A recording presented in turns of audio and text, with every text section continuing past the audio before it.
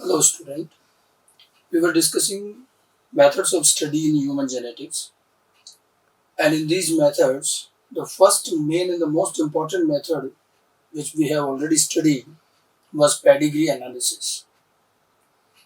After the pedigree method, there are some another methods of study also, and these methods are done at the large scale in population. Pedigree analysis के बाद में हमने एक अगला method बताया था population studies. Means the genetical studies at population level, which is also called population genetics.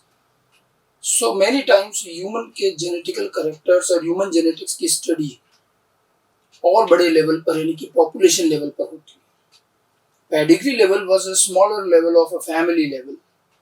वहाँ पर एक family के record को हम study करते हैं.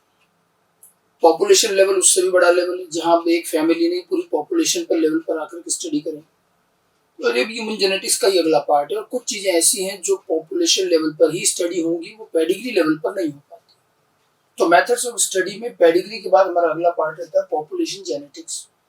Population genetics means genetical studies at population level. एक लार्ज पॉपुलेशन लेवल पर हम जेनेटिकल स्टडीज परफॉर्म करें. Now what is the need actually, और इससे हमें क्या मालूम चलता है? बहुत सारी बातें. पहली चीज तो देखिए, जो काम हम पेडिग्री लेवल पर कर रहे हैं वो काम हम पॉपुलेशन लेवल पे भी कर सकते हैं और कई बार ज़्यादा बेटर तरीके से कर सकते हैं, क्योंकि ह्यूमन जेनेटिक्स में हम जितने बड़े सैंपल पे काम करेंगे हमारी रिजल्ट और उसकी एक्यूरेसी ज़्यादा अच्छी रहती है. ठीक है, तो बहुत सारी चीज़ें हैं जो पॉपुलेशन जेनेटिक्स पर स्टडी होती है, पॉपुलेशन लेवल पर स्टडी होती है. और पॉपुलेशन जानते हैं क्या है? पॉपुलेशन को हम इकोलॉजी इवोल्यूशन हर जगह सुनेंगे. Population basically is the group of organism of a same species in a particular area at a particular time. ठीक है, पॉपुलेशन एक नेचुरल एक पर्टिकुलर एरिया में पर्टिकुलर स्पीशीज के ऑर्गेनिज्म का ग्रुप पॉपुलेशन कहलाता है. अब हम उस पर्टिकुलर एरिया के पर्टिकुलर ऑर्गेनिज्म का जो ग्रुप है एक स्पीशीज की, उनके अंदर एक कंबाइंड वे में जेनेटिकल स्टडीज अगर परफॉर्म करते हैं तो पॉपुलेशन जेनेटिक्स होती है. पॉपुलेशन जेनेटिक्स ठीक है, हम ह्यूमन के कई सारी चीजें पता करने में तो काम में लेते हैं, लेकिन पॉपुलेशन जेनेटिक्स के रिजल्ट हमें उस पॉपुलेशन के इवोल्यूशन को समझने में ज्यादा यूज होते हैं. इसलिए आप देखिएगा population is also called unit of evolution, क्योंकि इवोल्यूशनरी स्टडीज कभी भी एक ऑर्गेनिज्म पर नहीं होती, पॉपुलेशन लेवल पर होती है. इवोल्यूशन पॉपुलेशन लेवल से चलता है. एक ऑर्गेनिज्म अकेला इवॉल्व होने से कोई मतलब नहीं, पॉपुलेशन इवॉल्व होती है. तो इसलिए आप देखिएगा ये जो टॉपिक है आपको इवोल्यूशन के चैप्टर में ज्यादा अच्छे से एम्फेसिस किया हुआ मिलेगा.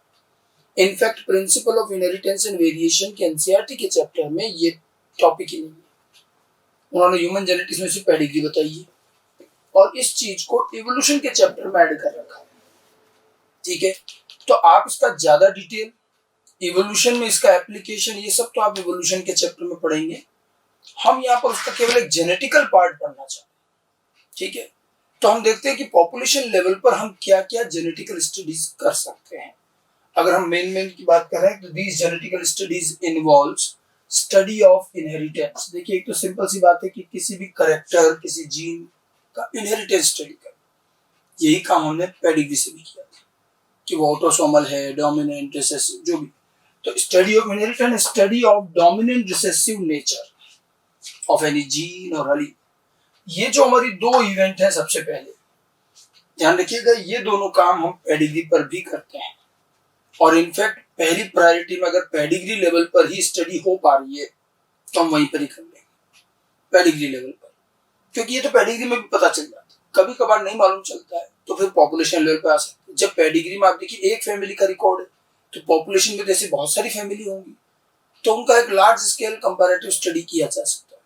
तो एक तो ये तो दोनों नॉर्मल चीज हो गई कि इनहेरिटेंस की स्टडी, डोमिनेंट रिसेसिव नेचर की स्टडी, ये तो होनी है और ये पेडिग्री में भी हो पा रही है.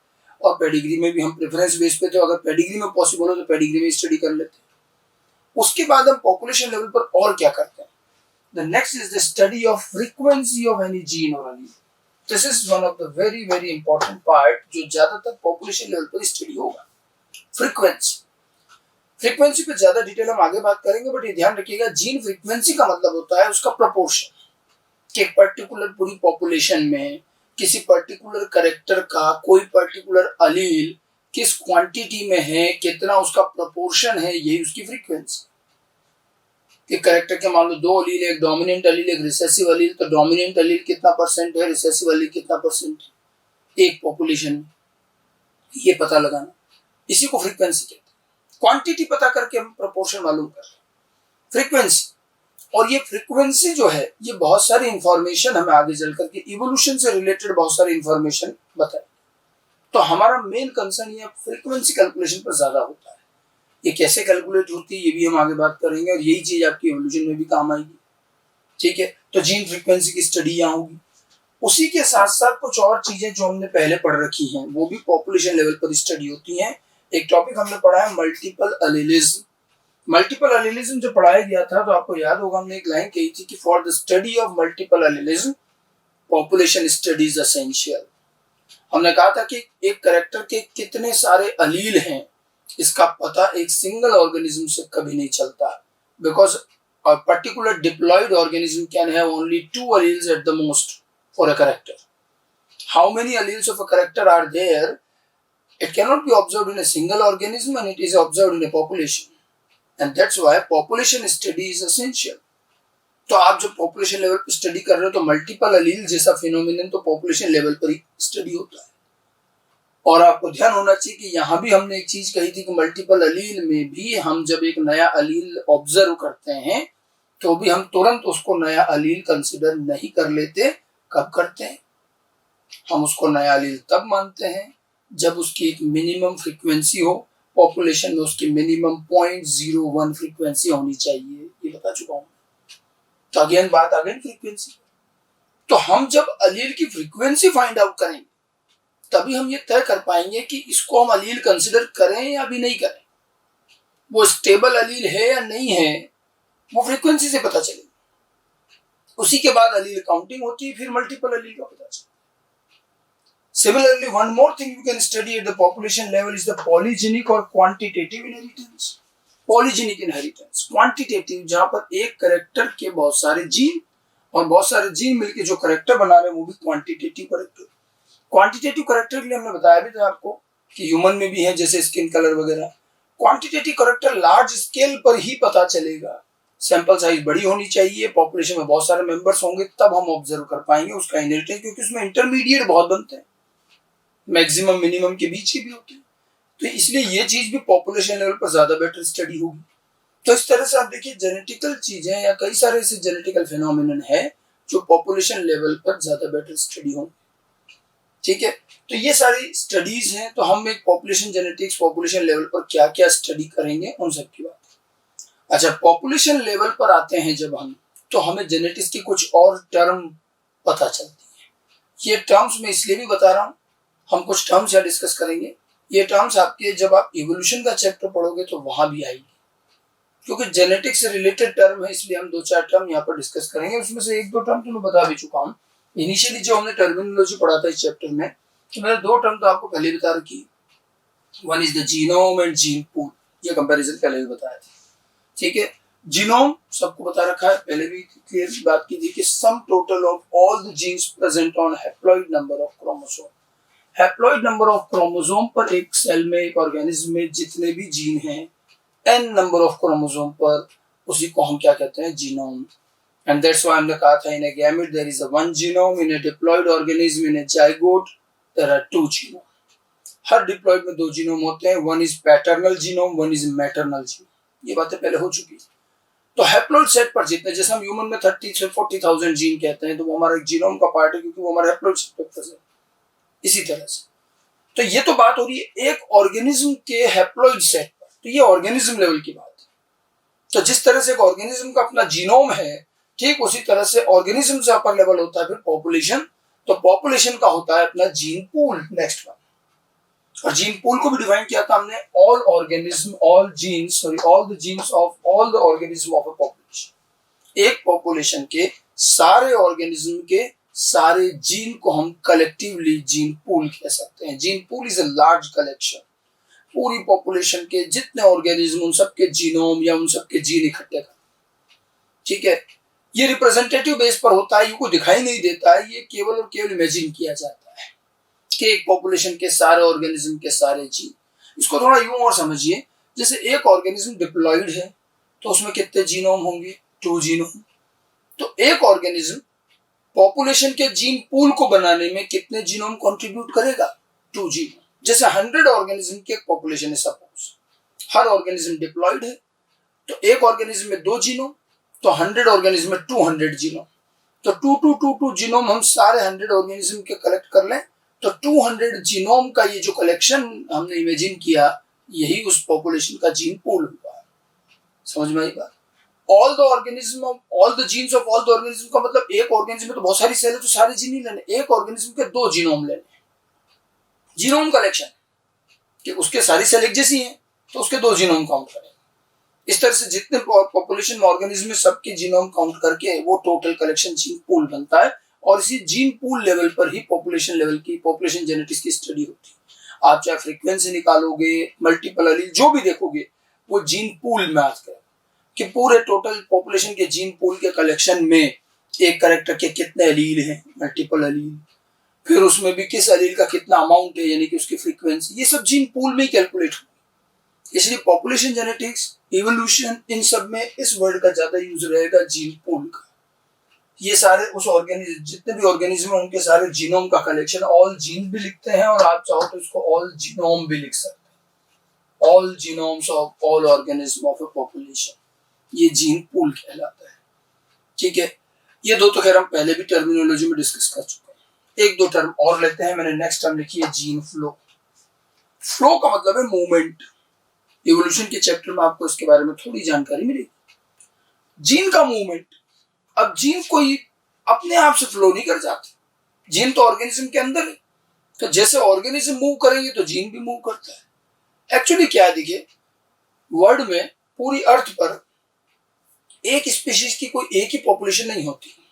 जैसे ह्यूमन है या कोई भी प्लांट, एनिमल, कुछ भी नहीं, तो एक पर्टिकुलर एरिया में ही वो इकट्ठे रह रहे हैं, फिर दूर जाके एक और कोई एरिया वहां भी रह रहे हैं, तो ये भी एक पॉपुलेशन है, वो भी एक पॉपुलेशन है, ये भी ह्यूमन पॉपुलेशन है, वो भी ह्यूमन पॉपुलेशन है। तो इस तरह से सेम स्पीशीज की डिफरेंट डिफरेंट लोकेशंस पर अलग अलग पॉपुलेशन हो सकती है, छोटी छोटी।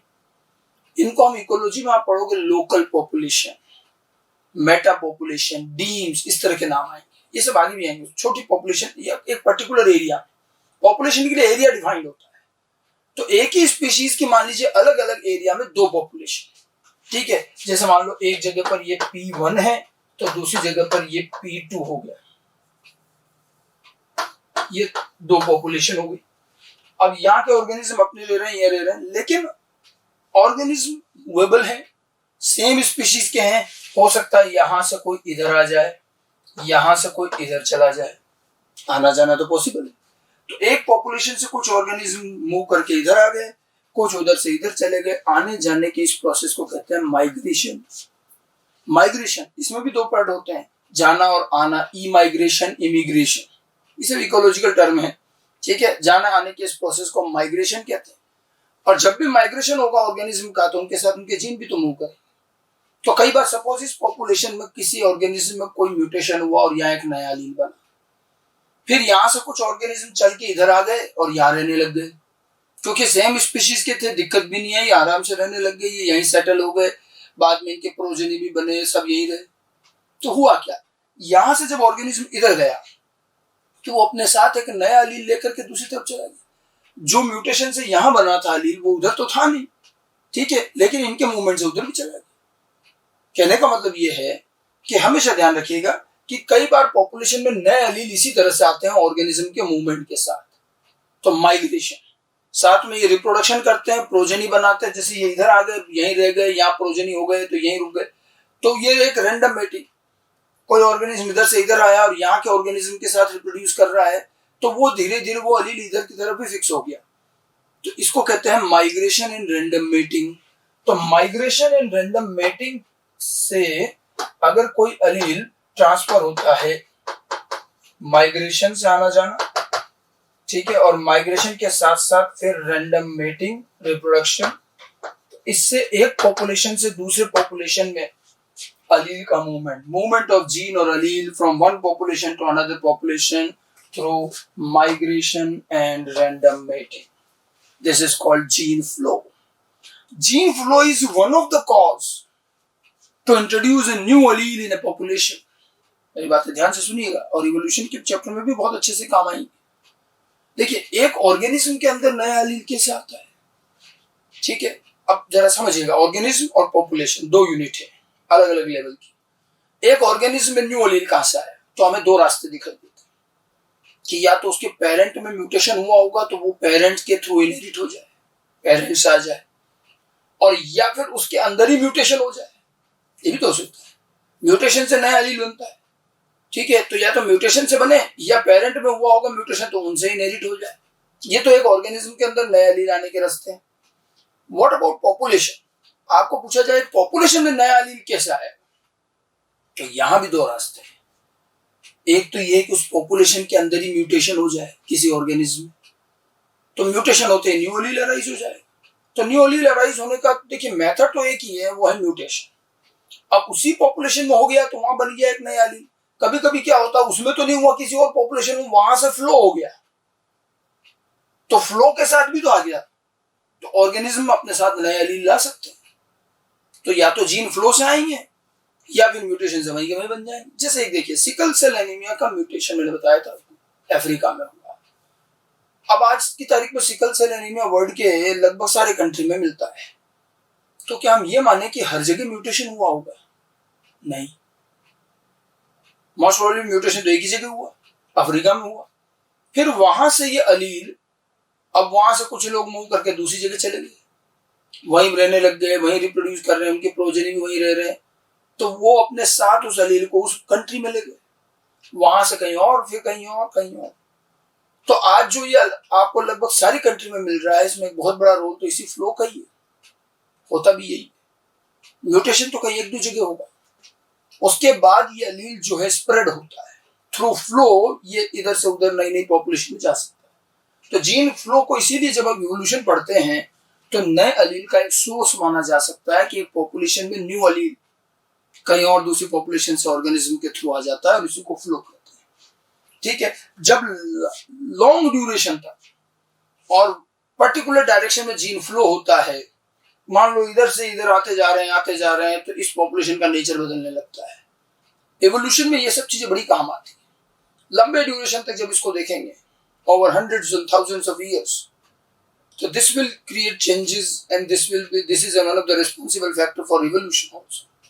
इसीलिए ये चीजें इवोल्यूशन में आपको ज्यादा इलेबोरेट की जाएंगी, ठीक है। तो एक फ्लो का मतलब है मूवमेंट, जीन का मूवमेंट विद ऑर्गेनिज्म। चलिए एक और पॉपुलेशन, एक और टर्म लेते हैं, जेनेटिक लोड।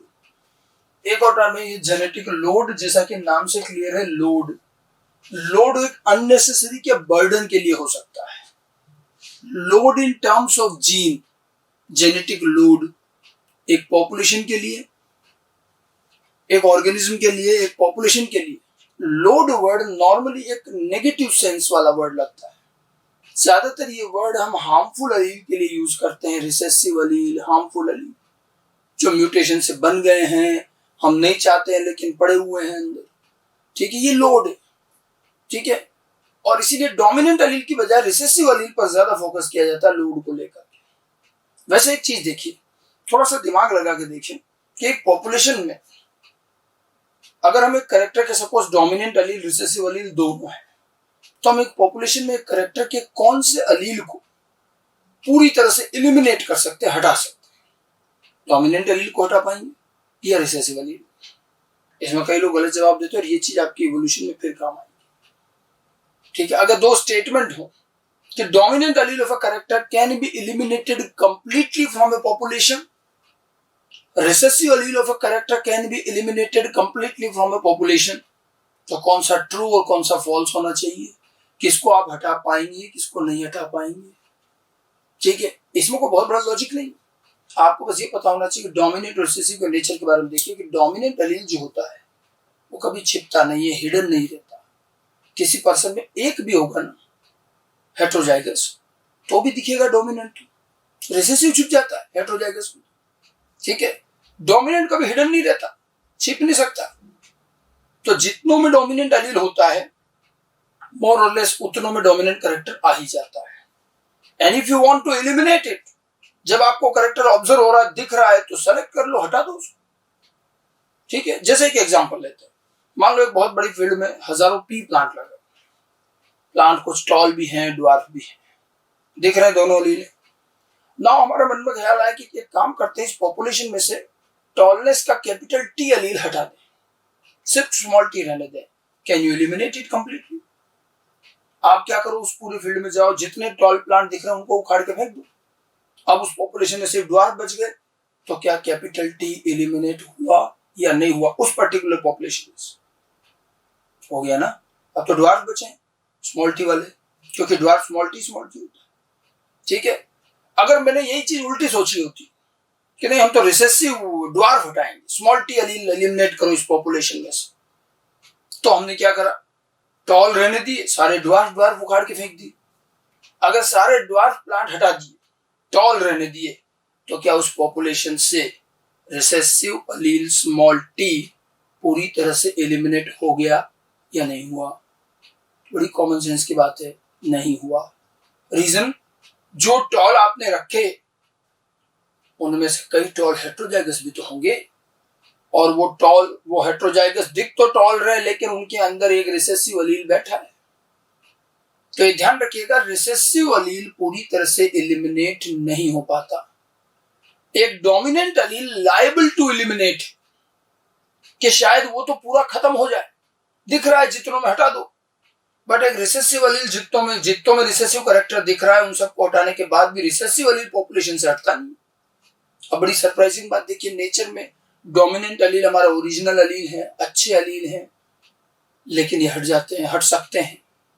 हालांकि पॉपुलेशन बहुत बड़ी होती है, तो ये हम हाइपोथेटिकल बातें कर रहे हैं, इतना प्रैक्टिकली पूरे डोमिनेंट को हटाना प्रैक्टिकली पॉसिबल नहीं, बट पॉसिबल मतलब हट तो सकता है। और रिसेसिव अलील जो म्यूटेशन से बने हार्मफुल हैं ज्यादातर, उनको हम चाह रहे हैं कि हटे, ये बेकार है, डिजीज कॉज कर रहे हैं मान लो, लेकिन हम उनको हटा नहीं पाएंगे। सारे रिसेसिव कैरेक्टर वालों को हटा दो तो भी बचेंगे। एक रिसेसिव अलील एक बार अगर पॉपुलेशन में स्टेबल हो गया, फिर तो उसको नेचर भी नहीं हटा सकती। और ये जो रिसेसिव अलील है, जो हेट्रोजाइगस कंडीशन में दिखाई भी नहीं देता, लेकिन हमेशा पॉपुलेशन में चलता रहता है, इसी को लोड कहेंगे, जो नजर भी नहीं आता लेकिन रहेगा हमेशा। Means existence of recessive allele of a character in heterozygous condition is called genetic load. ये लोड हुआ, जो विजिबल है, जो हट सकता है, जो हटाया जा सकता है, वो अलग चीज है। अब ये तो दिखेंगे भी नहीं, और हेट्रोजाइगस कंडीशन में चुपचाप जनरेशन टू जनरेशन मेंटेन रहे। तो जेनेटिक लोड दरअसल हार्मफुल रिसेसिव कैरेक्टर के एग्जिस्टेंस को कहेंगे। ये हेट्रोजाइगस फॉर्म में रहता है और हमेशा रहेगा, इट कांट बी एलिमिनेटेड। ठीक है, तो प्रैक्टिकली अगर बात करें तो रिसेसिव अलील को पूरा कभी खत्म नहीं कर पाओगे, डोमिनेंट तो आप फिर भी एक बार को खत्म कर सकते हो। हालांकि और प्रैक्टिकल बात करें तो पॉपुलेशन नेचर में इतनी बड़ी बड़ी होती है कि यूं तो किसी चीज को हटाना पॉसिबल नहीं है, लेकिन हम बात पॉसिबिलिटी की कर रहे हैं प्रैक्टिकल बेस पर। ठीक है, अदरवाइज इतनी बड़ी पॉपुलेशन है, ये तो एक हाइपोथेटिकल बात है कि इनको हटा दो, उनको हटा दो। ठीक है, लेकिन हाँ ये है कि रिसेसिव तो आप चाह करके भी नहीं हटा पाओ। चलिए, उसके बाद में एक और अगली इंपॉर्टेंट टर्म लेते हैं, this is one of the most important term, gene frequency. पूरी पॉपुलेशन जेनेटिक्स में हमें इसी मेन टर्म को डिस्कस करना है। बाकी तो ठीक है, मैंने आपको उनकी डेफिनेशन बता दी, जीन फ्लो क्या होता है, जेनेटिक लोड क्या है, बाकी और पहले पढ़ा है हमने, जीन पूल, जीनोम, व्हाटएवर। अब हमारा मेन काम जो हमें समझना है वो है फ्रीक्वेंसी, और जब हम फ्रीक्वेंसी पता करते हैं तो ही हमें पॉपुलेशन के बारे में बहुत सारी चीजें पता चलती। What is actually frequency? Frequency is the proportion, you can say quantity, percentage, amount, proportion of any gene or allele out of total alleles of a character in a population। कि एक पॉपुलेशन में एक particular character के जितने total अलील हैं, उन सब का पर्टिकुलर परसेंटेज, प्रोपोर्शन, उसका फ्रीक्वेंसी। सपोज जैसे 100 ऑर्गेनिज्म की एक पॉपुलेशन है, हर ऑर्गेनिज्म डिप्लॉयड है, 2 अलील हो गए। 100 ऑर्गेनिज्म में कितना हो गए? 200 अलील हो गए। अब हम अगर ये पता करें कि इन 200 टोटल अलील में से how many alleles are dominant and how many are recessive, तो ये हम उनकी फ्रीक्वेंसी बताएंगे। मान लो हमने कैलकुलेट किया, हमें मालूम चला कि इन 200 एक कैरेक्टर के 200 अलील में 150 अलील तो हमें डोमिनेंट मिले और 50 अलील मिले recessive, then we can say that the frequency of dominant allele is 75% and frequency of recessive allele is 25%. So this is how you can give the frequency idea. तो ये कैलकुलेट होता बकायदा, और हम बताते हैं कि डोमिनेंट एलील इतना है, recessive allele is not necessary कि डोमिनेंट ही ज्यादा हो, रिसेसिव भी ज्यादा हो सकता है, फ्रीक्वेंसी तो किसी की भी ज्यादा हो सकती है। अब आप देखो फ्रीक्वेंसी की वैल्यू से आपको पता क्या चलेगा। Now you can interpret many thing regarding evolution. ये ध्यान रखना, किसी भी जीन या एलील की फ्रीक्वेंसी ऐसे ही नहीं बढ़ जाती। फ्रीक्वेंसी उसी की ज्यादा बढ़ती है जिसको नेचर पसंद कर रही है, जिसको नेचर सेलेक्ट कर रही है, जिसका नेचुरल सिलेक्शन हो रहा है, जिसको नेचर फेवर करती है, उसी का सर्वाइवल बढ़ता है और फिर पॉपुलेशन में उसकी फ्रीक्वेंसी बढ़ती है। ठीक है, जिसकी फ्रीक्वेंसी कम है मतलब अभी वो नेचुरली सेलेक्ट नहीं हो रहा, वो कम हो रहा है। और नेचर जब किसी को सेलेक्ट करती है तो वो ये नहीं देखती है कि डोमिनेंट है या रिसेसिव है, वो तो ये देखती है कि इस अवेलेबल कंडीशन में कौन सा हमारे लिए बेटर है। तो अवेलेबल एनवायरमेंटल कंडीशन में जो बेटर फॉर्म होता है वो सेलेक्ट होता है, चाहे भले वो रिसेसिव क्यों ना हो। और ऐसे कई एग्जाम्पल हैं जहां हमने देखा है पॉपुलेशन में रिसेसिव एलील की फ्रीक्वेंसी ज्यादा है और डोमिनेंट की कम है। मैंने ह्यूमन जेनेटिक्स में आपको ह्यूमन के भी 2 एग्जाम्पल बताए थे, कर्ली हेयर, स्ट्रेट हेयर, याद कीजिए। अब पॉपुलेशन में आज स्ट्रेट हेयर ज्यादा है लेकिन डोमिनेंट तो कर्ली हेयर है, वो कम है। ये फ्रीक्वेंसी सा है। ऐसे ही डिम्पल्ड चिक या नॉन डिम्पल्ड चिक। डिम्पल्ड चिक जो कि डोमिनेंट है लेकिन कम है, रिसेसिव है नॉन डिम्पल्ड चिक लेकिन ज्यादा है। तो ऐसा हो सकता है किसी भी पर्टिकुलर कैरेक्टर के एलील की फ्रीक्वेंसी हमें यह बताएगी कि ये इवोल्यूशनरी बेस पर कितना सक्सेसफुल है। वो एलील पहली बात तो स्टेबल भी है कि नहीं है, और रुकेगा भी कि नहीं रुकेगा, चला ही जाएगा, एलिमिनेट हो जाएगा, और उसके बाद नेचर उसको लाइक कर रही कि नहीं कर रही, ये सब फ्रीक्वेंसी से आता है। ठीक है, तो इसलिए हम फ्रीक्वेंसी कैलकुलेशन करते हैं। जैसे हमें पता चले कि किसी एलील की फ्रीक्वेंसी तो 0.01 से भी कम आ रही है, इसका मतलब ये बहुत अभी नया नया ही बना है, बहुत कम अमाउंट में।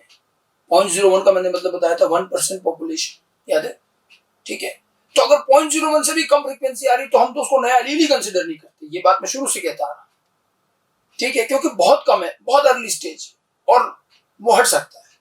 फिर जब 0.01 से आगे चलता है तब हम मानने लगते हैं हाँ भाई अब ये नया एलील है। ठीक है, अब उसके बाद वो बढ़ रहा है नहीं बढ़ रहा है क्या है, तो वो अब उसकी नेचर की, उसकी एक्सेप्टेबिलिटी पर डिपेंड करेगा। ठीक है, तो जब भी आप कैरेक्टर के डिफरेंट एलील की फ्रीक्वेंसी कैलकुलेट करोगे तो आपको ये पता चल जाएगा कि इस पूरे कैरेक्टर में कौन सा फॉर्म सबसे बेस्ट है जो नेचर द्वारा सेलेक्ट किया जा रहा है। राइट, ठीक है। ऐसे ही अगर आप एक ऑर्गेनिज्म के सारे कैरेक्टर की फ्रीक्वेंसी निकाल लो अलग अलग एलील की, तो आप ये तो बता सकते हो कि इस पॉपुलेशन में इस वक्त नेचर किस किस को सेलेक्ट कर रही है, कौन कौन से कैरेक्टर की फॉर्म का नेचुरल सिलेक्शन हो रहा है। और अगर ऐसा रहा तो आज से 100 साल बाद और हजार साल बाद ऑर्गेनिज्म कैसा दिखेगा, तो हम अंदाजा लगा सकते हैं। इसीलिए तो इवोल्यूशन की स्टडी में फ्रीक्वेंसी का बड़ा रोल है, क्योंकि जैसे हम फ्रीक्वेंसी का पता लगाएंगे तो हम आइडिया लगा सकते हैं कि अभी ये सेलेक्ट हो रहे हैं, कि अभी नेचर जो है स्ट्रेट हेयर को सेलेक्ट कर रही है, तो इसका मतलब आगे आने वाले टाइम में और स्ट्रेट हेयर बढ़ेंगे, कर्ली हेयर खत्म ही होते जाएंगे। हम प्रिडिक्ट कर सकते हैं कि फ्यूचर जनरेशंस कैसी होंगी। इवोल्यूशन और फ्यूचर चीजों को आराम से प्रिडिक्ट किया जा सकता है, उसमें फ्रीक्वेंसी का बड़ा इंपॉर्टेंट रोल होता है, इसलिए फ्रीक्वेंसी कैलकुलेट की जाती है। अब कैलकुलेट कैसे होती है, तो frequency can be calculated directly और indirectly, it depends on the nature of character. ये अलग अलग तरह के कैरेक्टर हैं, कुछ कैरेक्टर में फ्रीक्वेंसी आप डायरेक्टली कैलकुलेट कर सकते हो बट कुछ में नहीं भी कर पाओगे।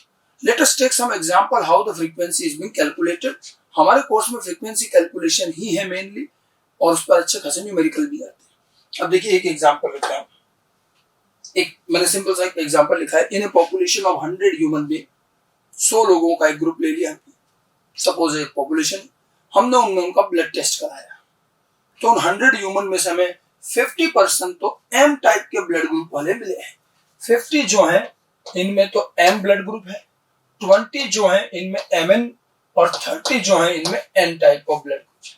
ये एक हमने ब्लड ग्रुप टेस्ट किया। एमएन ब्लड ग्रुप मैं आपको पहले बता चुका हूं, जैसे एबीओ ब्लड ग्रुप होता है ऐसे एमएन है। यहाँ भी 2 एलील है, एम एल एम और एल एन, दोनों डोमिनेंट है। को डोमिनेंस में पढ़ा था हमने, एम वाला एम एंटीजन बनाता है, एन वाला एन एंटीजन बनाता है। राइट, तो ये एम टाइप, एन टाइप और एमएन टाइप, इनके हमें वैल्यू मिला। अब हमसे पूछा है frequency of M allele and N allele, हमें ये बताना है कि इनमें से एम एलील कितना है और एन एलील कितना है। देखिए फ्रीक्वेंसी कैलकुलेट करने की पहली कोशिश हम डायरेक्ट ही करेंगे। अगर डायरेक्ट नहीं हो पाए तो फिर इनडायरेक्ट मेथड पर जाएंगे। अब आपको अगर ये बताना है कि अलील कितना, 1% में तो 2 अलील होते हैं, तो 100 ह्यूमन अगर हैं तो 100 ह्यूमन में टोटल अलील कितना हो जाएंगे, 200 अलील। 200 तो टोटल हो गए, ठीक है। अब हम ये जानना चाह रहे हैं कि 200 में से एम वाले कितने और एन वाले कितने। तो इसके लिए पहले तो हमें जीनोटाइप चाहिए। अगर हमें यह पता चल जाए कि एम टाइप वाले का क्या जीनोटाइप होता है और एन वाले का क्या जीनोटाइप होता है तो कैलकुलेट कर सकते हैं। और क्योंकि ये केस कोडोमिनेंस है तो हमें पता है कि एम तो कब आता है, जब जीनोटाइप क्या होता है, एल एम। याद कीजिए एम एन कब आएगा, जब ये दोनों हेट्रोजाइगस कंडीशन होंगे तभी तो कोडोमिनेंस होगा। और एन कब आएगा, जब ये होमोजाइगस एल एन कंडीशन रहेगी। क्या इनके और कोई जीनोटाइप है? आप देखिए तीनों टाइप के ब्लड ग्रुप का एक एक ही पॉसिबल जीनोटाइप। अगर एक से ज्यादा जीनोटाइप होता तब दिक्कत होती। यहाँ तो पता है कि एम वाले का एक ही एल एम, ठीक है, एम एन वाले का भी एक ही हेट्रोजाइगस और एन टाइप का भी एक ही है। अब हम काउंट कर सकते हैं। अब आप देखो काउंट कैसे करें। अगर हम फ्रीक्वेंसी कैलकुलेट करें, फ्रीक्वेंसी ऑफ एम अलील, तो एम अलील कैसे निकालेंगे, टोटल अलील 200 है, उसमें से एम कितने हैं ये फाइंड आउट कर लो। तो एम कितना आएंगे, देखिए 50% ऐसे हैं जिसमें क्या आ रहा है, 2 अलील है। एम टाइप का होने का मतलब 2 अलील है हर पर्सन में, और इसके अलावा एम अलील कहीं है। तो पॉपुलेशन में 20 जो एम एन वाले हैं उनमें भी तो एक एक अलील तो एम वाले ही है ना, तो हम 20 और ऐड करेंगे। टोटल 200 है, मीन्स 120 by 200 यानी कि 0.6 या यूं कहें 60%। 60% एम टाइप के लिए, टोटल में से एम अलील काउंट कर लिया। आप एन भी निकाल लो, फ्रीक्वेंसी ऑफ एन अलील ये भी गिन सकते हैं। एन कितने देखो 30 जो है वो एन टाइप के हैं और सब में 2 अलील, तो 30 into 2, और ये हेट्रोजाइगस में भी एक एक एन तो है, ये प्लस 20 यहाँ भी जुड़ेगा, तो ये हो जाएगा 80 by 200 और ये हुआ 0.4 यानी कि 40%। क्लियर? तो ये हमने इस तरह से एम अलील एन अलील का फ्रीक्वेंसी निकाला।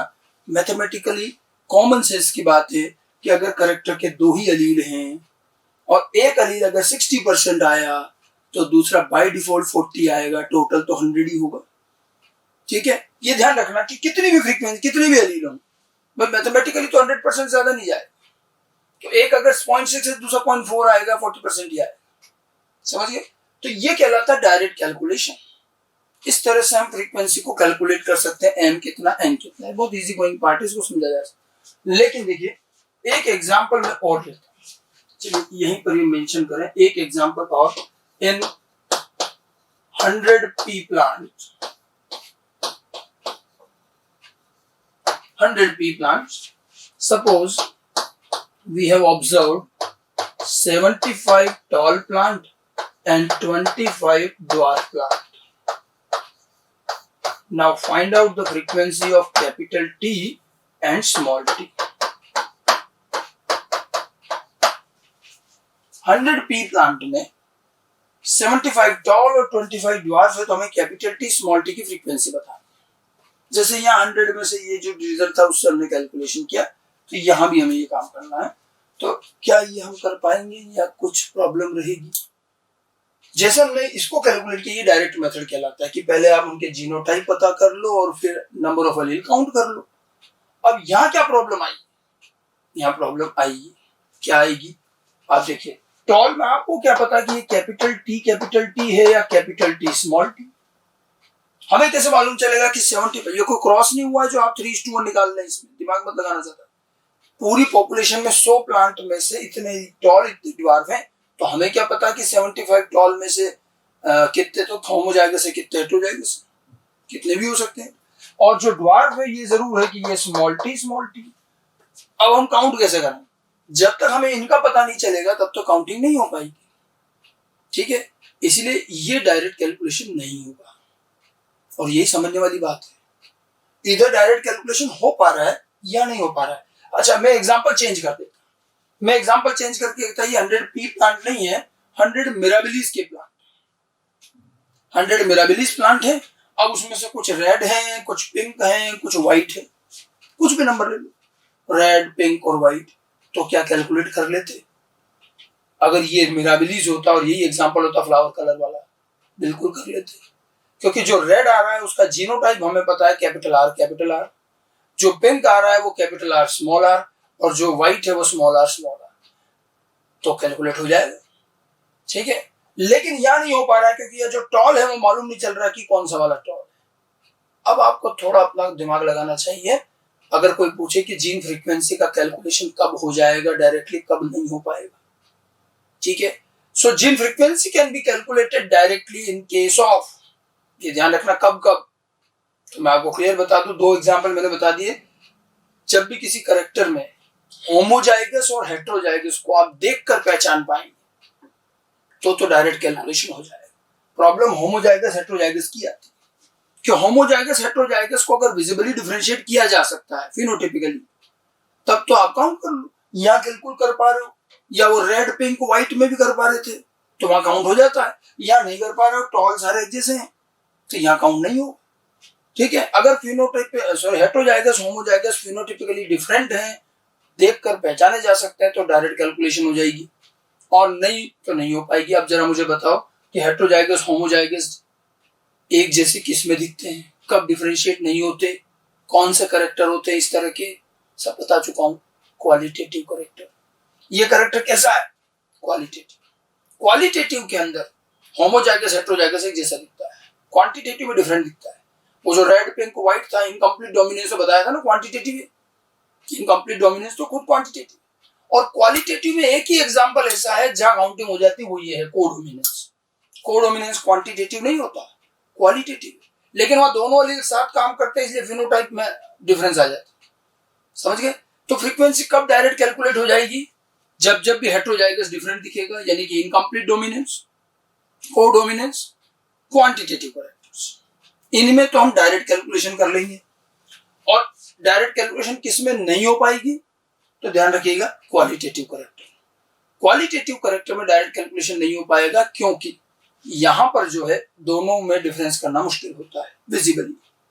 ठीक है, तो हमारा एक कंक्लूजन आप ध्यान रखिएगा, देखिए हम कि gene frequency can be calculated directly in case of incomplete dominance, codominance and quantitative character, but not in case of qualitative character. Qualitative characters में हम फ्रीक्वेंसी को डायरेक्ट कैलकुलेट नहीं कर पाते हैं, क्वांटिटेटिव में कर लेंगे, इनकम्प्लीट डोमिनेंस और क्वांटिटेटिव एक ही बात है, और कोडोमिनेंस में कर पाएंगे क्योंकि वहां दोनों एक साथ अपीयर हो जाते हैं। ठीक है, तो ये जो मैंने आपको मेथड बताया टोटल अलील काउंट करके, उसमें से फिर हम जो है एक अलील का अमाउंट निकालें, ये डायरेक्ट मेथड है। अब जब डायरेक्ट नहीं हो पाएगा क्वालिटेटिव में तो फिर कैसे किया जाए? तो क्वालिटेटिव कैरेक्टर्स में फ्रीक्वेंसी कैलकुलेट करने के लिए हम एक और नई चीज लेंगे, and that is Hardy-Weinberg law. ये जो लॉ है ये बेसिकली आप पढ़ोगे इवोल्यूशन के चैप्टर में, वहीं आएगा ये डिटेल। मैं तो सिर्फ फ्रीक्वेंसी कैलकुलेशन में इसको यूज कर रहा हूं, तो इन ब्रीफ में आपको समझा रहा हूं कि क्या होता है हार्डी-विनबर्ग लॉ। हार्डी-विनबर्ग जो है ये 2 मैथमेटिशियन थे, ठीक है, और इन्होंने नेचर की बड़ी बड़ी पॉपुलेशन स्टडी करके एक बड़ा अच्छा कंक्लूजन निकाला, और उनके कंक्लूजन को हम हार्डी-विनबर्ग लॉ कहते हैं, हार्डी-विनबर्ग इक्विलिब्रियम, हार्डी-विनबर्ग बैलेंस, बहुत सारी चीजें आती। हार्डी-विनबर्ग ने देखा कि नेचर में पॉपुलेशन एक नेचुरल ग्रुप है और उसमें एक यूनिक, कई बार इक्विलिब्रियम, एक बैलेंस मिलता है। पॉपुलेशन एक स्टेबल ग्रुप होता है, आसानी से चेंज नहीं होता है, और जनरेशन टू जनरेशन वैसा का वैसा बना रहता है, और उनके मेंबर्स के बीच में उनके जो जीन और अलील हैं उनमें एक इक्विलिब्रियम, एक बैलेंस रहता है। उन्होंने देखा कि एक पॉपुलेशन के अंदर किसी पर्टिकुलर जीन के डोमिनेंट अलील, रिसेसिव अलील की जो क्वांटिटी है, जो फ्रीक्वेंसी है, वो इजीली चेंज नहीं होती और जनरेशन टू जनरेशन बनी रहती है। ठीक है, नेचर और पॉपुलेशन बैलेंस मेंटेन करता है, और इसलिए आप देखिए एक पॉपुलेशन का एक अपीयरेंस हजारों सालों तक वैसे का वैसे ही रहता है, बहुत माइल्ड चेंज आता है। डार्विन ने भी कहा था कि evolution is a very slow process. तो आप जनरेशन टू जनरेशन देखोगे तो वैसा का वैसा ही दिखता है, थोड़े बहुत माइनर चेंजेस होते हैं, लेकिन वो फ्रीक्वेंसी लेवल पर बहुत ज्यादा पता नहीं चलता। हार्डी-विनबर्ग का कहना है कि the frequency of any gene और allele remain constant generation to generation, and that's why बहुत लंबे टाइम तक हमें ऐसी की ऐसी पॉपुलेशन में ज्यादा चेंजेस नहीं मिले।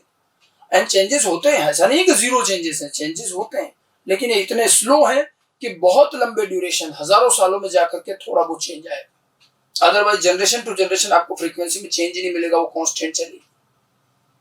और जहां पॉपुलेशन इस तरह का बैलेंस शो करती है, मान लो आज एक पॉपुलेशन में करेक्टर का डोमिनेंट एलील 60% और रिसेसिव एलील 40%, तो ये यूं का यूं बना रहेगा। 100 ईयर 200 ईयर के बाद भी आप देखो तो वो 60-40 के आसपास ही मिलेगी, माइल्ड चेंज आएगा एंड फ्रीक्वेंसी वैसी की वैसी रहती है। इसलिए तो पॉपुलेशन का ओवरऑल लुक एक जैसा दिखता है, तो फ्रीक्वेंसी रिमेन कांस्टेंट। लेकिन ये चीज हर पॉपुलेशन पे अप्लाई हो जाए जरूरी नहीं। फ्रीक्वेंसी का ये बैलेंस हर बार पॉसिबल नहीं है, उन्होंने कुछ कंडीशंस बताई तब होगा। ठीक है, 100% हार्डे-विंगबर्ग तो कहीं फॉलो नहीं हो पाता। ठीक है, हार्डे-विंगबर्ग का कहना तो ये है कि अगर 100% हमारा ये सिस्टम फॉलो हुआ तो पॉपुलेशन में जरा भी चेंज नहीं आएगा, पॉपुलेशन बिल्कुल कांस्टेंट रहेगी, सेम वैसी की वैसी सब कई सालों तक। लेकिन नेचर में ऐसा नहीं है, नेचर में चेंजेस आते हैं, इवोल्यूशन भी तो होता है। चेंज आएंगे तो इवोल्यूशन होगा ना। जब कुछ चीज बदलेगी फिर नेचर उसमें से अच्छे को सेलेक्ट करेगी, तो तभी तो हुआ ना इवोल्यूशन। अगर कुछ चेंज ही ना हो, जैसा है वैसा का वैसा चले, तो फिर इवोल्यूशन तो जीरो हो जाएगा, और जीरो इवोल्यूशन कभी नहीं होता। तो देखिए, हार्डे-विंगबर्ग की एप्लीकेबिलिटी और इवोल्यूशन रिवर्स चलते हैं। पॉपुलेशन में जितना ज्यादा हार्डे-विंगबर्ग फॉलो होगा, मतलब चेंजेस उतने मिनिमम हो जाएंगे, और चेंजेस मिनिमम होंगे तो इवोल्यूशन स्लो हो जाएगा, नेग्लिजिबल हो जाएगा। 100% मान लो हार्डे-विंगबर्ग फॉलो हो गया, इट्स एन हाइपोथेटिकल कंडीशन, तो इवोल्यूशन जीरो हो जाएगा। ऐसा कभी नहीं होता। लेकिन ऐसा भी नहीं होता कि बहुत बड़े बड़े चेंजेस हो रहे हों। ऐसा केवल तभी होगा जब पॉपुलेशन बहुत छोटी हो। पॉपुलेशन जब छोटी होती है तो उसमें फ्लक्चुएशन ज्यादा होते हैं। थोड़े ऑर्गेनिज्म मर गए तो एकदम फ्रीक्वेंसी में चेंज आता है। ऐसा कोई भी फैक्टर जो जीन या एलील की फ्रीक्वेंसी को डिस्टर्ब करे पॉपुलेशन में, वो हार्डे-विंगबर्ग को फॉलो नहीं होने देगा। वहां फ्लक्चुएशन ज्यादा आएंगे तो वहां हार्डे-विंगबर्ग फॉलो नहीं हो पाएगा, चेंजेस ज्यादा आएंगे, इवोल्यूशन की रेट फास्ट हो जाएगी। ठीक है, इसीलिए देखा गया है कि नेचर में जो पॉपुलेशन जितनी बड़ी है, लार्ज, और जहां नेचुरल रैंडम मैटिंग है, वहां पर हार्डे-विंगबर्ग के फॉलो होने के चांस ज्यादा रहते हैं, क्योंकि वहां एक बैलेंस मेंटेन रहता है। बड़ी पॉपुलेशन इजीली चेंज नहीं होती है, और वहां इवोल्यूशन का पेस बहुत कम हो जाता है, उल्टा चलता है ना। ठीक है, तो उन्होंने क्लियर किया कि लार्ज और रैंडम मैटिंग पॉपुलेशन जो होगी, वहां हमारा ये इक्विलिब्रियम फिर भी दिखेगा। तो एक बड़ी पॉपुलेशन में जो उनकी फ्रीक्वेंसी की ये जो यूनिफॉर्मिटी रहती है, इसी बैलेंस, इसी इक्विलिब्रियम को हार्डे-विंगबर्ग इक्विलिब्रियम कहा गया, हार्डे-विंगबर्ग बैलेंस कहा गया। लेकिन ये बैलेंस, ये इक्विलिब्रियम तब तक अच्छा रहेगा जब तक कि फ्रीक्वेंसी डिस्टर्ब करने वाले फैक्टर मिनिमम हो। फ्रीक्वेंसी डिस्टर्बेंस बढ़ा तो हार्डे-विंगबर्ग अनस्टेबल, फिर हार्डे-विंगबर्ग फॉलो नहीं होगा, हालांकि इसमें फिर इवोल्यूशन की रेट बढ़ जाएगी छोटी पॉपुलेशन में। इसीलिए रेट ऑफ इवोल्यूशन जल्दी माना जाता है, ज्यादा चेंजेस होते हैं, जल्दी जल्दी होते हैं, वहां फ्लक्चुएशन बहुत ज्यादा है। एक टर्म आप सुनोगे इवोल्यूशन में, ड्रिफ्ट यानी फ्लक्चुएशन को कहते हैं। तो ड्रिफ्ट की वैल्यू किसमें ज्यादा हुई, स्मॉलर पॉपुलेशन या लार्जर पॉपुलेशन? स्मॉलर में, क्योंकि वहां फ्लक्चुएशन ज्यादा है और फ्लक्चुएशन को ड्रिफ्ट कहा जा रहा है। ठीक है, तो जो लार्जर पॉपुलेशन है उसमें ड्रिफ्ट की वैल्यू मिनिमम है, और जब ड्रिफ्ट मिनिमम है तो इवोल्यूशन की रेट भी बहुत स्लो रहेगी और हार्डे-विंगबर्ग अच्छा चलेगा। और जब छोटी पॉपुलेशन है, फ्लक्चुएशन ज्यादा है, ड्रिफ्ट की वैल्यू ज्यादा हुई, तो ऐसे केस में फिर इवोल्यूशन की रेट बढ़ेगी, हार्डे-विंगबर्ग डिस्टर्ब रहेगा, फॉलो नहीं हो पाएगा। ये थोड़ा सा रिलेशन समझिएगा, मैंने आपको एक आउटलाइन बताई। बाकी इसके बारे में बहुत सारी और क्वेरी आपके दिमाग में आ सकती है, तो you to wait till evolution also कि इस हार्डे-विंगबर्ग का पूरा एप्लीकेशन इवोल्यूशन में आएगा। ठीक है, हार्डे-विंगबर्ग साहब कहते हैं कि फ्रीक्वेंसी डिस्टर्ब करने वाले फैक्टर कम होने चाहिए या नहीं होने चाहिए। अब किससे डिस्टर्बेंस होता है? सबसे पहले आता है सिलेक्शन। सिलेक्शन का मतलब चाहे वो नेचर सेलेक्ट करे चाहे हम सेलेक्ट करें। एक होता है आर्टिफिशियल सिलेक्शन जो ह्यूमन करता है, और एक नेचुरल सिलेक्शन होता है। नेचुरल सिलेक्शन बहुत स्लो होता है, टाइम लगता है। तो सिलेक्शन अगर आप ज्यादा कर रहे हो, कई बार आर्टिफिशियल होता है कि हमने एक पर्टिकुलर टाइप के प्लांट, मैंने कहा हम टॉल रहने देते हैं, ड्वार्फ हटा, तो हमने सिलेक्शन ही तो किया। ठीक है, तो आपने क्या किया, कैपिटल टी की फ्रीक्वेंसी तो एकदम बढ़ गई, स्मॉल टी कम होती जाएगी। तो जैसे आप सिलेक्शन ज्यादा करोगे, फ्रीक्वेंसी में डिस्टर्बेंस आने लगेगा, फिर हार्डे-विंगबर्ग फॉलो नहीं होगा। ऐसे ही म्यूटेशन जब भी होता है तो एक नया एलील बनता है, यही होता है म्यूटेशन। अच्छा, पॉपुलेशन में म्यूटेशन से जब नया एलील बना, और म्यूटेशन की रेट अगर ज्यादा और नया नया एलील बनेगा, तो हर नया एलील की अभी तो थोड़ी बहुत फ्रीक्वेंसी आएगी। जैसे यूं समझो, किसी कैरेक्टर में 2 एलील थे, एक 60%, एक 40%। बाद में एक म्यूटेशन से तीसरा नया एलील बन गया, थोड़ा बहुत अब वो भी आने लगा, मान लो उसकी 5% फ्रीक्वेंसी आई, तो उसका जो 5% आएगा पुराने वालों का कम होगा तभी तो आएगा, टोटल तो 100% ही रहेगा। पहले 2 थे 60-40, अब मान लो 5% एक तीसरा आ गया तो 5 किसी न किसी का कम होगा। तो जब भी नया एलील बनता है और वो आगे बढ़ता है तो पुराने एलील की फ्रीक्वेंसी को चेंज करेगा, तो फ्रीक्वेंसी चेंज कर रहा है। ऐसे माइग्रेशन, मान लो एक पॉपुलेशन से लोग दूसरी पॉपुलेशन में चले गए, ठीक है, तो उनके साथ जीन भी तो गए, तो जीन इस पॉपुलेशन में कम हो जाएंगे, उधर कुछ बढ़ जाएंगे, तो वहां भी बैलेंस में चेंज आएगा। हालांकि माइग्रेशन 2 वे होता है, कुछ लोग गए तो कुछ आते भी हैं, ई माइग्रेशन, इमिग्रेशन। तो माइग्रेशन अपने आप को खुद ही न्यूट्रलाइज कर लेता है, 100 लोग पॉपुलेशन से गए, 50-60 दूसरे आ गए, तो ले देकर बैलेंस हो जाता है, ज्यादा फर्क नहीं आएगा। ऐसे म्यूटेशन की रेट नेचर में बहुत स्लो है और सिलेक्शन भी नेचुरली बहुत स्लो होता है। तो अगर नेचुरल बेस पे बात करें तो सिलेक्शन, म्यूटेशन, माइग्रेशन बहुत लो पेस पर होते हैं, इसलिए हार्डे-विंगबर्ग जैसी चीजें दिखती हैं। अगर ये ज्यादा हो जाएंगे तो नहीं दिखेगी, ठीक है।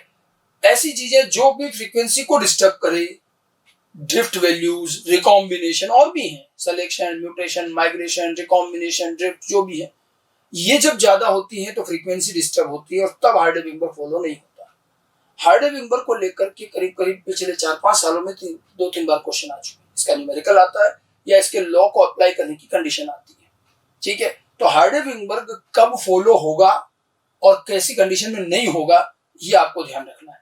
पहले आपको ये समझ लेना है कि हार्डे-विंगबर्ग एक पॉपुलेशन के एक पर्टिकुलर कैरेक्टर के डिफरेंट अलील के बीच का बैलेंस है, कि ये इनका फ्रीक्वेंसी किस तरह से मैनेज होती है, और ऐसे ही सारे कैरेक्टर की जब स्टडी करेंगे तो पूरी पॉपुलेशन और उसका इवोल्यूशन का स्टडी किया जाएगा। इसलिए हार्डे-विंगबर्ग को इवोल्यूशन में अप्लाई करते हैं, इसके कर्व, ग्राफ वगैरह बनेंगे, वो सब इवोल्यूशन में आएंगे। तो हार्डे-विंगबर्ग के अकॉर्डिंग उन्होंने देखिए क्या कहा, according to this law in a large random limiting, ये 2 कंडीशन मस्ट है, large random limiting population, the frequency of any gene or allele remain constant generation to generation if selection, mutation, migration etc are not present or are negligible। ये condition ध्यान रखने की, ये नहीं होने चाहिए और ये 2 चीज मस्ट है। एग्जाम में क्वेश्चन आ चुका है आईपीएमटी में कि कब तो फ्रीक्वेंसी हार्डे-विंगबर्ग फॉलो होगा, कब नहीं होगा। तो होने के लिए तो क्या होना चाहिए, population must be large and random mating, smaller population में नहीं। रैंडम मैटिंग मतलब नेचुरल रिप्रोडक्शन, तो नेचुरल होना चाहिए, आर्टिफिशियल कुछ भी करोगे तो नहीं आएगी जी। और ये 3 चीजें या और भी हैं, तो ये सब चीजें जो फ्रीक्वेंसी डिस्टर्ब करती हैं, सिलेक्शन, म्यूटेशन, माइग्रेशन, ये मिनिमम हो या नहीं हो, नहीं हो तो खैर पॉसिबल नहीं है, नेचुरल चीजें हैं तो थोड़ी तो होंगी, नेग्लिजिबल, जितना कम होंगी उतना ये बैलेंस बढ़ता जाए, इक्विलिब्रियम आता जाए, ठीक है। अब इस चीज को हम मैथमेटिकली डिराइव करें और फ्रीक्वेंसी कैलकुलेशन में यूज कर सकते हैं। देखो अब जैसे हार्डे-विंगबर्ग का अगर हम मैथमेटिकल पार्ट देखें तो हार्डे-विंगबर्ग के अकॉर्डिंग बात करें, if P is the frequency of dominant allele and Q is the frequency of recessive allele, suppose P और Q हमने 2 मान लिए, डोमिनेंट एलील की फ्रीक्वेंसी को P मान लो और Q मान लो रिसेसिव की फ्रीक्वेंसी को। तो हार्डे-विंगबर्ग का क्या कहना है कि दोनों एलील की फ्रीक्वेंसी की टोटल फ्रीक्वेंसी क्या आएगी, 1, P plus Q is equal to 1, 1 means 100%, percentage में लोगे तो 100%, अदरवाइज 1 आएगा, ठीक है। तो जितनी भी हैं, अब हो सकता है P मान लो 70% है तो Q 30% हो जाएगा, टोटल तो 1 ही आएगा। तो अगर P बढ़ा तो Q कम हो जाएगा, Q बढ़ा तो P कम हो जाएगा, अगर ये 2 ही एलील रहते हैं तो। हाँ, तीसरा एलील आ जाता है तो फिर बात अलग है, मान लो एक थर्ड एलील और आ गया R, तो अब तीनों को भी मिलाकर के क्या रहेगा, 1, P Q R, P plus Q plus R is equal to 1, समझ गया ना, टोटल तो 1 ही रहेगा। हम नॉर्मली यहाँ पर उसके एक कैरेक्टर के 2 एलील मान करके कैलकुलेशन कर रहे हैं। तो अगर हमें एक एलील की फ्रीक्वेंसी पता है P is equal to 1 minus Q, Q is equal to 1 minus P, एक फ्रीक्वेंसी पता है तो आप दूसरी निकाल दो 1 माइनस करके, ये जूम करते हुए कि हार्डे-विंगबर्ग वहां फॉलो हो रहा है, समझ गए। हार्डे-विंगबर्ग अगर फॉलो हो रहा है और एक फ्रीक्वेंसी अगर आपको पता है तो 1 माइनस करके दूसरी निकाल दो, अगर कैरेक्टर के 2 ही एलील है टोटल तो 1 ही आएगा। तो P plus Q is equal to 1, यह हार्डे-विंगबर्ग की इक्वेशन भी कही जाती है। अच्छा, इसको हम मैथमेटिकली थोड़ा सा डिराइव करते हैं। मैं इस इक्वेशन को दोनों तरफ स्क्वायर कर लूं, p plus Q whole square 1 square कर सकते हैं इक्वेशन के दोनों तरफ स्क्वायर, तो इससे क्या आ जाएगा, P square plus 2pq plus Q square is equal to 1, यही आया। अब आप देखो p और q अगर अलील फ्रीक्वेंसी है, p डोमिनेंट अलील, q रिसेसिव अलील की फ्रीक्वेंसी है, तो p स्क्वायर जो होगा ये ऑर्गेनिज्म को शो करेगा। फिर एक p जो है अगर वो अलील है तो p स्क्वायर, तो ये क्या हो जाता है, p स्क्वायर जो होगा it is the frequency of homozygous dominant organism. Then 2pq पूरा लेंगे, ये होगा फ्रीक्वेंसी ऑफ हेट्रोजाइगस ऑर्गेनिज्म, ये इसके मैथमेटिकल वर्जन है, ध्यान रखिएगा, ठीक है। और q square will be the frequency of homozygous recessive organism. तो आप एक पॉपुलेशन में होमोजाइगस डोमिनेंट, हेट्रोजाइगस और होमोजाइगस रिसेसिव ऑर्गेनिज्म की भी फ्रीक्वेंसी निकाल सकते हैं। If you know the frequency of any one allele तो आप सारी चीजें कैलकुलेट कर सकते हैं, ठीक है। ऑर्गेनिज्म के भी परसेंटेज बता सकते हो, अलील के भी बता सकते हो। क्वेश्चन इसी चीज पर आता है, आपको क्वेश्चन में या तो अलील फ्रीक्वेंसी दी जाएगी, ऑर्गेनिज्म की पूछेंगे, ऑर्गेनिज्म देंगे, अलील पूछ सकते हैं। तो आपको ध्यान रखना है जब अलील बोले तो पी क्यू लेना है, और ऑर्गेनिज्म बोलेगा तो P square Q square 2pq लेना है। 3 तरह के ऑर्गेनिज्म होंगे, तीनों की फ्रीक्वेंसी का टोटल भी 1 ही आएगा। ये मैथमेटिकल डेरिवेशन और ये चीज प्रूव भी की गई, ठीक है।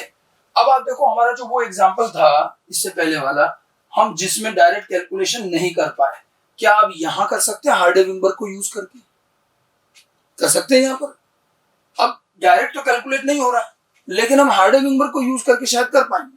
हम क्या हुआ, हमें दिक्कत क्या से आ रही थी कि हमें ये नहीं मालूम चल रहा था कि कैपिटल टी स्मॉल टी में से कौन कितना है, 75, ये तो नहीं मालूम चल रहा है, लेकिन हमें इसका तो पता है ना कि ये तो 25 स्मॉल टी। तो आप देखिए 100 ऑर्गेनिज्म की इस पॉपुलेशन में नंबर ऑफ रिसेसिव ऑर्गेनिज्म कितने हुए, 25। तो रिसेसिव ऑर्गेनिज्म की फ्रीक्वेंसी कितनी हुई, जो हम क्यू स्क्वायर कहते हैं, फ्रीक्वेंसी निकाल सकते हो इसकी। आप देखो हार्डे-विंबर से भी हो जाएगा। अब कैसे, रिसेसिव ऑर्गेनिज्म कितने, 25, इनकी फ्रीक्वेंसी निकालेंगे तो 25 आउट ऑफ 100, और ये किसके इक्वल होगा, क्यू स्क्वायर, ठीक है, क्यू स्क्वायर के इक्वल होगा। तो क्यू स्क्वायर हो गया 0.25, तो क्यू कितना हो जाएगा 0.5, अंडर रूट ले लें इसका, ये आ गया। और क्यू अगर 0.5 है तो पी कितना हो जाएगा 1 माइनस क्यू, तो पी भी आ जाएगा। अब पी कैलकुलेट करना, 1 माइनस क्यू कर लें, 1 माइनस 0.5, तो पी भी कितना आ गया 0.5। इसको कहते हैं कैलकुलेशन बाय हार्डे-विंबर, समझ गए। क्वालिटेटिव करेक्टर में जहां आपको हेट्रोजाइगस होमोजाइगस एक जैसे दिखेंगे वहां आप हार्डे-विंबर यूज करिए। हेट्रोजाइगस डोमिनेंट का पता नहीं चल रहा है, वो हेट्रोजाइगस है होमोजाइगस है, रिसेसिव का तो पता रहता है ना कि जो रिसेसिव करेक्टर वाला दिख रहा है क्वालिटेटिव में भी वो तो होमोजाइगस ही, तो आप उससे क्यू स्क्वायर निकाल लीजिए, क्यू स्क्वायर से क्यू आ जाएगा और क्यू से फिर पी आ जाएगा। इस तरह से हार्डे-विंबर कैलकुलेशन, ये डायरेक्ट कैलकुलेशन है। फ्रीक्वेंसी कैलकुलेशन डायरेक्ट भी हो सकती है, इनडायरेक्ट बाय हार्डे-विंबर भी हो सकती है। अब आपको अगर क्वेश्चन में तीनों वैल्यू अलग अलग दी जा रही है और अगर आप डायरेक्ट कैलकुलेट कर सकते हैं तो प्रायोरिटी डायरेक्ट की रहेगी, क्योंकि डायरेक्ट ही रियल रिजल्ट होता है। इनडायरेक्ट मेथड हम तब यूज करेंगे जब हम डायरेक्ट मेथड यूज नहीं कर पाए, ये ध्यान रखना। अब देखो इस चीज को जरा हम कुछ क्वेश्चन पर अप्लाई करें, इस पर न्यूमेरिकल क्वेश्चंस पूछे गए हैं, जैसे मैंने एक क्वेश्चन दिया है और कैसे कैलकुलेशन करनी वो मैं आपको बताऊं। एक क्वेश्चन दिया है, the frequency of recessive allele of a character in a population is 0.4, then find out the percentage of homozygous dominant organism, heterozygous organism, homozygous organism, organism with dominant character, organism with recessive. 4-5 चीजें पूछी जा सकती, मैंने सारी लिख दी, question में कोई 1 या 2 आई, ठीक है। आपको पॉपुलेशन में इन सारे ऑर्गेनिज्म का परसेंटेज बताना है। अगर रिसेसिव अलील कितना है 0.4 बता सकते हैं। अब इसको सॉल्व करना है, बहुत इजी गोइंग। क्वेश्चन में गिवन क्या है पहले देखो, frequency of recessive Aleel, recessive अलील की फ्रीक्वेंसी गिवन है, इसका मतलब क्या हुआ, क्यू कितना है 0.4, तो P कितना हो जाएगा 1 माइनस 0.4 यानी कि 0.6।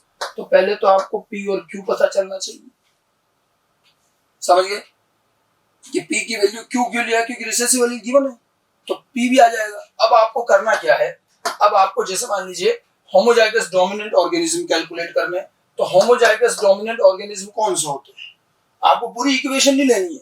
होमोजाइगस डोमिनेंट ऑर्गेनिज्म की फ्रीक्वेंसी क्या बताई थी, पी स्क्वायर। तो पी स्क्वायर कितना हुआ, पी यहाँ पर कितना है 0.6 का स्क्वायर यानी कि 0.36 होगी यानी कि 36%। Homozygous dominant organism. Heterozygous organism कहा जा रहा है, तो हेट्रोजाइगस क्या होगा 2pq। तो 2pq निकाल लो, 2 इंटू 0.6 इंटू 0.4 ये कितना हो गया 0.48 यानी कि 48% हेट्रोजाइगस होगा। आपको जो कहा जाए उसका फ्रीक्वेंसी ले लीजिए, डायरेक्ट करना बहुत इजी गोइंग काम। ऐसे होमोजाइगस ऑर्गेन, अब आप देखो यहाँ पर होमोजाइगस ऑर्गेनिज्म फर्स्ट में और थर्ड में कुछ डिफरेंस दिख रहा है। होमोजाइगस डोमिनेंट ऑर्गेनिज्म और होमोजाइगस ऑर्गेनिज्म, यहाँ कहा है होमोजाइगस में कौन से डोमिनेंट, और यहाँ लिखा है सिर्फ होमोजाइगस। हमने नहीं कहा है डोमिनेंट रिसेसिव। तो होमोजाइगस कौन कौन हुए, तो यहाँ होमोजाइगस ध्यान रखना कौन कौन होंगे, P square and Q square, ये दोनों आएंगे। पी स्क्वायर क्यू स्क्वायर दोनों ही होमोजाइगस होंगे, ठीक है। अब आप पी स्क्वायर क्यू स्क्वायर दोनों निकालोगे, पी स्क्वायर तो कितना आ रहा है 0.36, यही था ना पी स्क्वायर, और क्यू स्क्वायर क्यू कितना 0.4, तो 0.4 मतलब 0.16, 0.4 का स्क्वायर कर लो तो कितना आ गया, ये होमोजाइगस ऑर्गेनिज्म कितना आ गया 52%, फ्रीक्वेंसी 0.52 और 52%। समझ में आ गई बात, ठीक है। वैसे भी देखो आप, हेट्रोजाइगस अगर 48% है, ऑर्गेनिक पूरी पॉपुलेशन में दो ही तरह के तो ऑर्गेनिज्म होते हैं, हेट्रोजाइगस होमोजाइगस। हेट्रोजाइगस अगर 48 है तो 52 ही होमोजाइगस होंगे, 100% ही तो टोटल आएगा, ठीक है। Organism with dominant character. अब ये देखिए फोर्थ वाले और फर्स्ट वाले को कंपेयर करो, homozygous dominant organism and organism with dominant character. अब केवल डोमिनेंट कैरेक्टर वाले चाहिए, होमोजाइगस हेट्रोजाइगस से मतलब नहीं है। तो डोमिनेंट कैरेक्टर किस किस में होता है, तो ये चीज यही दो में गड़बड़ होती है लोगों से। Homozygous with dominant character, organism with dominant character कौन हुए, पी स्क्वायर प्लस 2pq, इन दोनों में भी तो आएगा ना भाई। होमोजाइगस डोमिनेंट तो डोमिनेंट होता ही है, हेट्रोजाइगस में भी तो डोमिनेंट फीचर ही आएगा। तो ऑर्गेनिज्म विद डोमिनेंट कैरेक्टर में आप दोनों कैलकुलेट करोगे, पी स्क्वायर प्लस 2pq, तो पी स्क्वायर कितना है 0.36 और 2pq कितना निकाला था मैंने 0.48, तो ये कितना आ जाएगा 0.84 यानी कि 84%। 84% डोमिनेंट कैरेक्टर वाले हैं, ठीक है। और organism with recessive character, recessive character वाला तो सिर्फ कौन होगा Q square. Q square means 0.4 square यानी कि 0.16 यानी 16%। और पॉपुलेशन में दो ही तरह के तो ऑर्गेनिज्म मिलेंगे, डोमिनेंट और रिसेसिव। और अगर 84% डोमिनेंट है तो 16% ही तो रिसेसिव बचेगा, क्लियर। इस तरह से अगर आपके पास में एक अलील की वैल्यू है, आप सारे को कैलकुलेट कर सकते हैं, ठीक है। मैंने कैसे कैलकुलेशन करना है ये सारी चीज बता दी, जो बोला जाए। स्पेशली यहाँ देखिएगा होमोजाइगस ऑर्गेनिज्म और डोमिनेंट कैरेक्टर वाले में पी स्क्वायर क्यू स्क्वायर लेंगे, दोनों चीजें, ठीक है। इस तरह से अब डिपेंडिंग ऑन क्वेश्चन ये कुछ भी वैल्यू चेंज कर सकता है। आपको गिवन क्या है बस ये ध्यान। हाँ उल्टा भी होता है, कभी कभी ऑर्गेनिज्म दे दिया जाए तो हो सकता है पी स्क्वायर गिवन हो क्यू स्क्वायर गिवन हो, तो उससे आप पी और क्यू निकाल लेंगे, तो उल्टा भी किया जा सकता है। एक क्वेश्चन और लेते हैं, ये तो आईपीएमटी का ही क्वेश्चन है, देखिए नेक्स्ट वन, ये तो एग्जाम का ही क्वेश्चन है, आपको प्रीवियस ईयर में मिल जाएगा।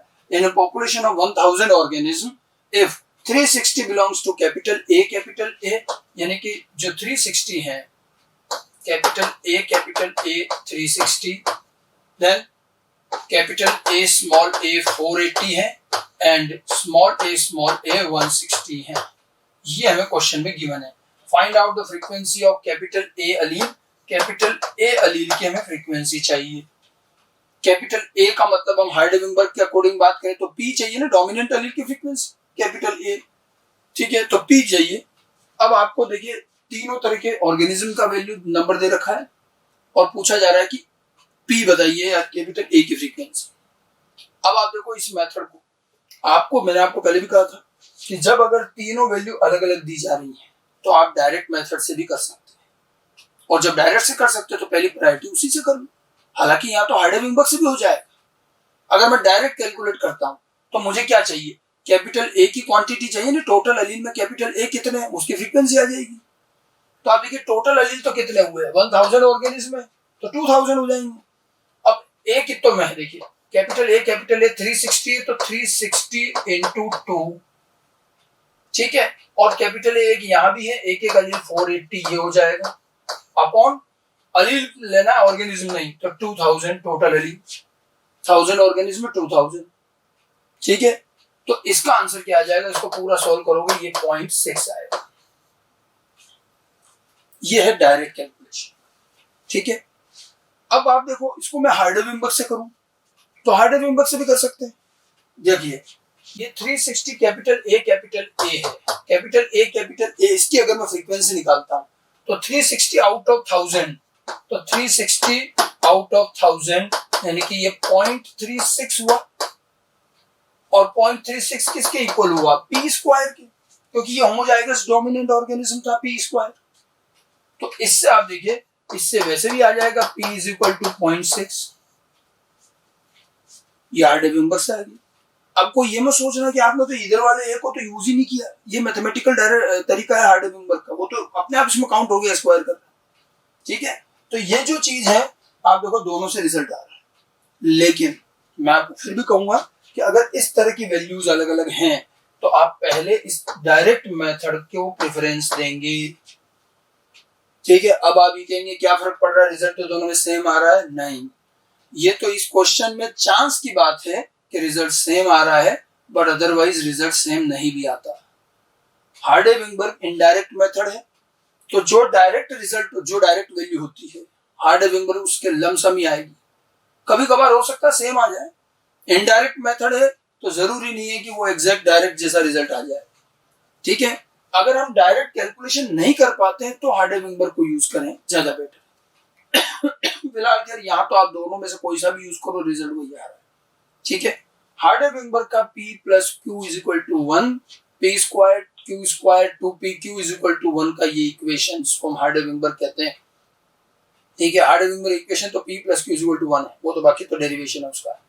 ये चीज यूज होती है फ्रीक्वेंसी कैलकुलेशन में, वो भी तब जब हम डायरेक्ट कैलकुलेशन नहीं कर पाते, और डायरेक्ट कब नहीं कर पाएंगे, जब करेक्टर क्वालिटेटिव होगा, अदरवाइज तो डायरेक्ट भी हो जाएगी। तो यहाँ हमने देखिए पॉपुलेशन जेनेटिक्स में जीन फ्रीक्वेंसी कैलकुलेट कैसे किया जाता है वो बेसिकली सीखा है। यह मैंने थोड़ा सा आपको हाइडेनबर्ग लॉ के बारे में बताया, हाइडेनबर्ग लॉ क्या है, कब अप्लाई होगा कब नहीं होगा। बाकी हाइडेनबर्ग से इवोल्यूशन में और क्या क्या चीजें समझी जाएंगी वो आपको इवोल्यूशन के चैप्टर में बताई जाएंगी, ठीक है। और अगर आप अभी हाइडेनबर्ग को इवोल्यूशन के चैप्टर में जाके पढ़ेंगे तो जब तक आपको इवोल्यूशन का पूरा चैप्टर नहीं पढ़ाया जाएगा तब तक कुछ बातें नहीं समझ में आएंगी। इसलिए मैंने जो फ्रीक्वेंसी कैलकुलेशन का तरीका बताया वो ध्यान रखिए, बाकी इवोल्यूशन के साथ सारी चीजें आएंगी जब वो चैप्टर पढ़ाया जाए, ठीक है। तो ह्यूमन जेनेटिक्स में स्टडी का ये एक और मेथड था, एक तो हमने पेडिग्री का मेथड पढ़ा, दूसरा मेथड है कि पॉपुलेशन लेवल पर भी हम फ्रीक्वेंसी कैलकुलेशन से भी कई चीजें पता कर सकते हैं, तो वो एक मेथड हो, ठीक है। तो ये तो हमारे मेथड ऑफ स्टडीज में है, कुछ चीजें और ह्यूमन जेनेटिक्स की हम अभी आगे लेंगे, ठीक है। इनके क्वेश्चंस आपको आगे और मिलेंगे भी, सही मॉड्यूल वगैरह में भी है, आप वहां से भी कर सकते हैं। Thank you.